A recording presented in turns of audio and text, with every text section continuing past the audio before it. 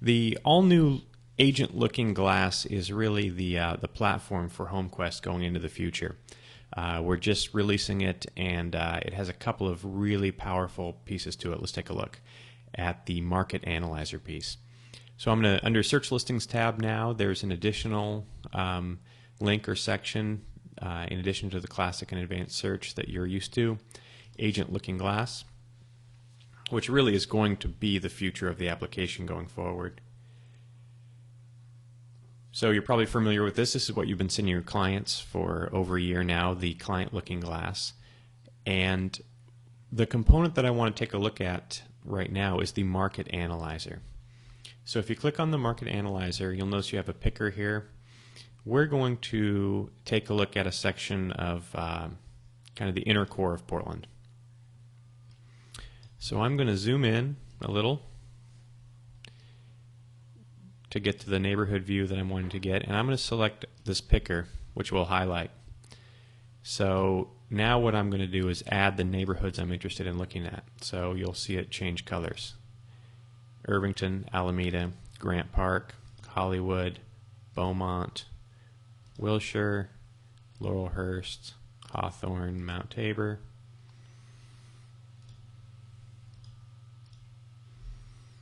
I'll fill in here as well. Alright, so let's say that those are the areas I'm interested in looking at. I just select them, and then I simply hit View. Now it's running a very sophisticated query here, so it's a lot of data, and it can take up to 30 seconds or so. I'm going to go ahead and scoot this over.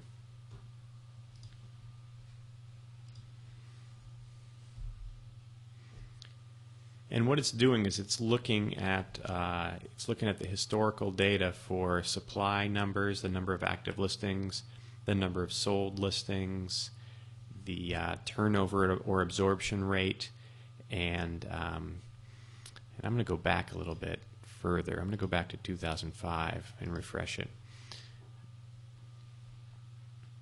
So it's going back now to 2005. So we're going to get 5, 6, and 7. Plus January of this year of 08.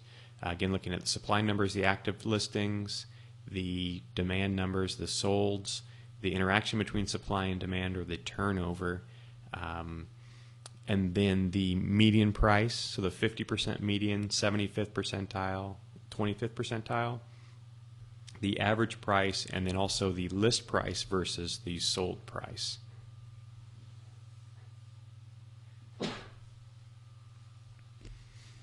Going back a few years, this takes 30 seconds. We're working on this to make it faster. So what we have here is a view of these neighborhoods and supply and demand numbers. So these blue bars here, this is the supply. And what we're looking at, any individual house that was for sale. So if there was a house, here's January this year, in these areas right here, if a house was for sale even for one day, it's counted as one. So any attempt of a house for sale, 590 attempts against 55 sold. So you can see back in 05 when things were really smoking and turning over in this market. I mean, for Portland, this is really cranking. We had 40%, of the market being absorbed or turning over each month. You can see obviously the supply numbers kind of gone up, although it's fairly close to what it was last year, and you can see the demand numbers. This dip right here is a seasonal variation. We see this every year around the holidays, Christmas, Thanksgiving time, and then down again here. So you can clearly see on the absorption or the turnover rate where each year it's kind of stepping down, and we ended this year at 10% versus last year. We were a little bit better than this. So it looks like we're down a little bit. So we'll see what happens with the springtime now as we our seasonal curve, we expect this to come up. If we go down a little further, we're starting to get into how that's affecting the prices. So this is the median price, the 50th percentile median price, and you can see how that curve for this area. This is the 75th percentile, so this is kind of the higher end, what that's doing, and the lower end, and then the average.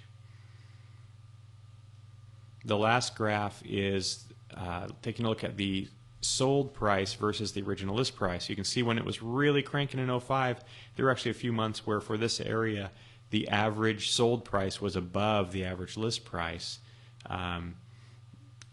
So things were going for at or above asking, and that's gradually kind of tapered off. And now we're in an environment where, in this area, it's still very close. It's within 5% of asking price. So very, very comprehensive information about what the market's actually doing. It's amazing. So let's take a look at, in Portland, for the Portland market, what we just looked at is one of the more robust areas in town. We can also look at, you can save these snapshots. So I've got a little library here of places that I've looked at and I kind of keep track of. So I'm going to go to another area of town, Cooper Mountain, which is more of a suburb area. Most of it's, was built fairly recently, especially compared to where we were just looking in the inner core of Portland, where most of the stuff was built, pre-40s, and this is mostly 90s and 2000s out here. So we'll open this up and see what happens. Again, it's a little slow right now. We're working on making this faster, but it's looking at a lot of information to generate these graphs. And we're doing it in real time, so it allows you to pick and choose whichever neighborhoods, not just the ones that we pre-format for you. So again, I'm going to go back a little bit further here and refresh this. We've been using this now for about 3 or 4 months with clients, and it's really changed the way we look at the market. When somebody asks us, what's the market like? Our answer is, well, it depends on where you're looking, because Portland is really acting like a lot of different micro markets. There are some places where the market is very, very bad, at least from a seller's standpoint, a lot of inventory and very few buyers available. And there's some other areas where it's still very, very strong, and a good house is going almost, right when it comes on the market, and sometimes there's multiple offers. So it really depends, and we need to know this as agents to advise our clients. So here's an area that is performing much worse. Again, back in '05, we had, supply and demand numbers that were in that 40% range, but you can see the inventory really pulling away here in terms of supply, and the demand very, very low. So we're down in the single digits, 4, 3, 6, and what we're hoping to see is this number come up and get kind of a more robust market. But we're seeing now then here where the list price versus the sold price versus the original list price going lower and lower as a trend. And here we've got actually a downward curve on all 3 of these median indicators.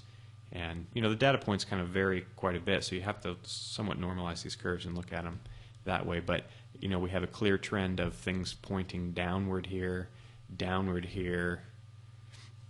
severely downward here, down into the low single digits, and a lot of inventory, not a lot of demand. If I list a house in this neighborhood right here, if I list a house in here right now, I need to know that these are the market dynamics, so I can advise my client that we're competing for just a handful of buyers in this environment, and unless they're priced very, very competitively, there's really no chance that they're going to sell the house. Whereas if I'm in another area that has a very high turnover rate, maybe we can get a little bit more aggressive with the price, depending on their time frame and whatnot. So once you start using this market analyzer, it almost seems negligent not to use it now that it's available, because the view that it gives us of what the market's really doing in the areas that are really relevant to either our sellers or buyers is just it's just very good visibility. And we can set this up to be viewed by our clients. So we could save this to one of our clients. See, displayed a client here. We could display this to one of our clients. So as they're looking at their looking glass, they can also be viewing what the market's doing, and we can set that up for them.